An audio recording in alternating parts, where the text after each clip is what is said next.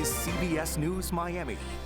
Thank you so much for joining us this afternoon. I'm Erica Gonzalez, and we start now the 4 p.m. Quickcast with some breaking news. We now know the name of the company that owns the barge that crashed right into a sailboat, killing 3 of the young Miami Yacht Club campers on board. According to our news partners at the Miami Herald, the barge and tugboat were registered to Waterfront Construction. The company was identified in a lawsuit filed today on behalf of the 9-year-old girl who was treated at the scene. The Miami Yacht Club and the club's Youth Sailing Foundation were also named in that lawsuit, accused of being careless, reckless, and negligent in the moments leading up to that crash. The family told the Herald that they filed the lawsuit because they have concerns over the Coast Guard's investigation. So we are reaching out to Waterfront Construction, the Miami Yacht Club, and the Coast Guard for reaction. You can look for much more of this on CBS News Miami beginning at 5. Some new details now on a 2-alarm house fire that we brought you first as breaking news this morning on CBS News Miami. You see right here, Chopper 4 was live over that scene in Southwest Miami-Dade along 108th Street and 67th Drive. CBS News Miami's Peter Dench reports that officials have now confirmed that 2 people found inside of that home have died. The Miami-Dade Sheriff's Office tells us this fire left 2 people dead here at this home. Fire Rescue says the call came in just after 9 this morning. It was upgraded to a 2nd alarm for additional support here at Southwest 64th Street and 109th Avenue. 18 units from Miami-Dade Fire Rescue responded. Fire Rescue said shutters on the home were a problem. They had to remove them to ventilate the home. We spoke with a neighbor. I feel really bad for the people, the ones, obviously their families there, and they don't know what's going on. They did take one person inside so far to see what's going on, maybe, I don't know. I just hope that they didn't lose their family. I would like to know if the people are okay, if they're okay in there, and if everybody's okay. This is a good neighborhood. I mean, we all care about each other in this neighborhood. I mean, all these kids went to school with my daughter, so, I mean, it's a close neighborhood. Pretty upsetting to you to see Yeah, this. it is very upsetting. It is very upsetting because we don't know what's going on over there. The Miami-Dade Sheriff's Office says at this point it is not known how the 2 people died. The Sheriff's Office Arson Unit and Miami-Dade Fire Rescue are conducting their own investigations. In Southwest Miami-Dade, Peter Dench, CBS News, Miami. Always tracking, always alerting. This is Next Weather. All right, the Next Weather team warned us it was going to be a stormy start to the weekend, and that's going to continue through the next couple of days. That's right. It's best to keep the umbrella nearby, Erica, as I think that we are going to continue to see some showers and storms. Let's go ahead and take a look at the radar across South Florida. You can see it hasn't been as widespread as we initially forecast, but we do still have some showers in the mix. Right now, temperatures sitting at 87 in Marathon, 88 in Key West, 86 in Fort Lauderdale, and 87 in Miami. The reason I highlight that is, let's be honest, that's keeping us a little bit cooler than average, despite it still feeling fairly summer-like out there. As we take a close look on the radar between Coral Springs and Sunrise, just out over the Everglades, we see some light showers, nothing severe, thankfully, as of now. The only storms that we're tracking for the area just offshore of Key West, so make sure you're staying indoors if you are out in the Keys currently. Feels like temperatures, like I said, still elevated, mid-90s for Broward and Miami-Dade, upper 90s to lower triple digits between Marathon and Key West, so still, like I said, feeling very summer-like. What can we expect as we head into the evening hours? Well, let's take a look at your dining out forecast. 85 degrees with some scattered showers and storms in the mix. We'll hold on to temperatures in the 80s through the evening, along with a 30 to 40% chance for showers and storms. So I highly encourage you to keep that umbrella nearby just to be on the safe side. For the weekend, a 60% chance for showers and storms on Saturday, 40% on Sunday. So we've lowered Sunday's rain chances just a smidge, but I would still encourage you to keep that umbrella nearby both days for any of your plans. Let's go ahead and take a look at what we are going to be tracking in regard to those rain chances. We'll walk you through this evening first. You can see the Next Weather rain tracker keeps most of the storms out over the Everglades, but we could see just a few trying to scoot into our metro areas. Overnight tonight, some scattered showers and storms will be possible. And then as we head into the morning, we will be monitoring maybe some scattered showers and storms closer to the metro areas in the East Coast. Now, as we head into the afternoon, forecast models still hinting at a possibly wet day for us. So just make sure to have a backup plan for any plans that maybe you have outdoors. Tomorrow morning, the thermometer will start in the upper upper 70s to lower 80s, but it'll still feel stickier than that. I do think any showers and storms that we have overnight could help to keep us in the 70s. Tomorrow afternoon, it'll still feel like it's in the upper 90s to lower triple digits, but we will still remain below heat advisory criteria. Let's get you the latest on the tropics here. We are still monitoring 2 areas for you. This area of low pressure just off of North Carolina's coastline now dropped down to a 10% chance of tropical development, and it'll continue to move away from the U.S. This tropical wave in the Atlantic still now has a 40% chance of tropical development, staying east of Bermuda over the next several days. Thankfully, no concerns for us here in South Florida. 7-day forecast shows that as we head into next week, we will see our rain chances become more scattered in nature, about a 30% chance each day, with highs returning back to the lower 90s. All right, Shane, thank you. And of course, we are in hurricane season, and the next weather team is making sure that you're prepared. You can go ahead and scan the QR code that you see right here. You'll find all the tools that you need to help you get ready. You can also find our 1-hour special, which has really important information for you and your family this hurricane season.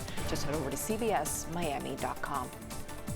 Some North Miami Beach residents woke up to a horrific scene this morning. This is all the result of a violent crash that involved several cars, and at least one person was killed. And you could see just a trail of wreckage, a lot of units on scene there, and it was scattered all across Northeast 16th Avenue and 152nd Street. CBS News Miami's Morgan Reiner spoke to neighbors who told her they're actually not surprised that this happened. Before sunrise Friday morning, I was sleeping and I had a bang between 4 and 5 because that's what the time my mom woke up, and I thought my mom was the one banging the door. Neighbors describe hearing a boom. It was pretty loud. The impact so great, the 3 cars involved in the crash spread out along opposite ends of the block. This white Toyota ripped in half. North Miami Beach police confirmed 1 person died. Really sad. Really sad. People shouldn't lost their life in a motor vehicle accident just for somebody who didn't stop. It was a simple stop.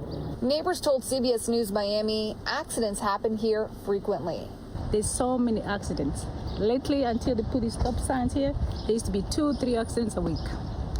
Why do you think that is? Because it's in the boundary of 2 cities. That side is not Miami Beach and this side is not Miami, so it's hard for them to put a light so they can stop that. And there's a lot of traffic because there's a university, a high school down the street, and K through 7, so there's a lot of traffic in here. Residents lost power for a while until FPL came and restored it. Traffic homicide detectives spent hours collecting evidence, measuring distance between debris, and talking to neighbors. The 3 cars were towed away. Morgan Reiner, CBS News, Miami. A Chopper 4 over North Perry Airport in Pembroke Pines earlier today, where a small plane veered off the runway. So according to Pembroke Pines Fire Rescue, the plane's landing gear collapsed. Chopper 4 was over that scene, and we learned from officials there nobody was hurt. A new charge has now been filed against real estate broker Georgie Pino in the boat accident that killed Lucy Fernandez in Biscayne Bay. This happened back on Labor Day in 2022.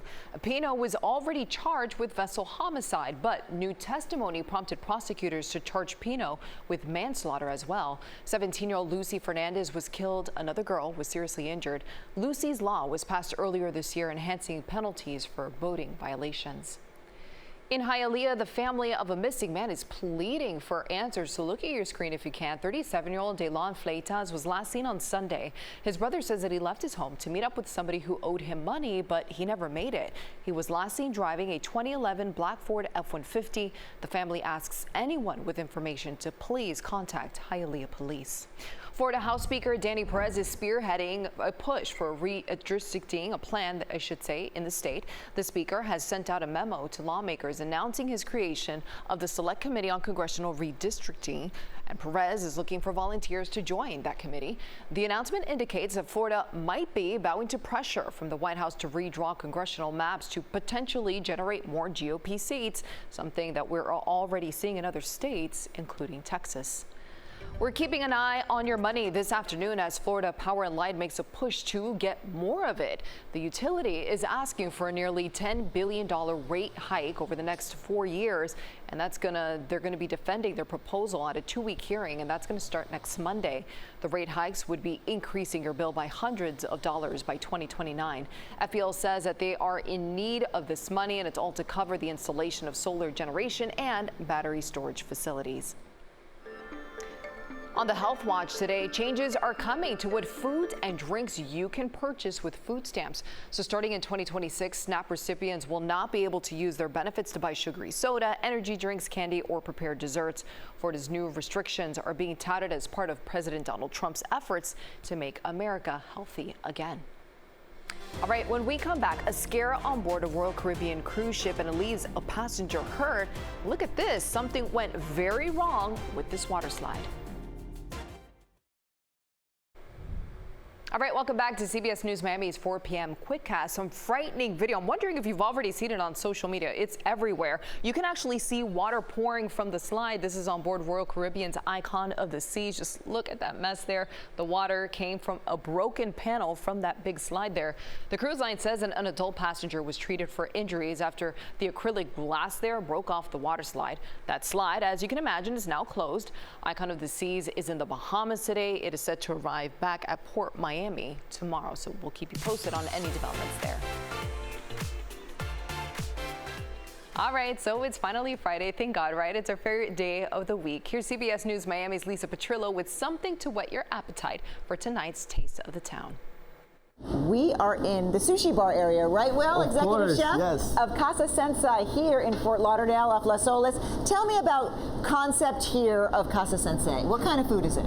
This is a Pan-Asian Latin fusion. Okay? I've been here before. Phenomenal food. This year participating in the Dine Out Lauderdale program. Of course, yes. So tell me about how excited you are to bring in guests that might not have tried it before. Of course, this is a really good deal for somebody that haven't tried a restaurant. You know, they got one option of one of our amazing appetizers that we have, one main course, some of our signature rolls over here, like this one, the truffle butter crunch, which is a really good roll. Everybody loved it, and then it's a good deal for them, and then they can return again and then try different new things. You know. Well, I can't wait to try this roll. So you've got lunch for $35 and dinner for $45. 3-course meals. We're going to tell you all about it coming up on CBS News Miami at 5:30. Until then, I'm Lisa Petrillo. See you soon.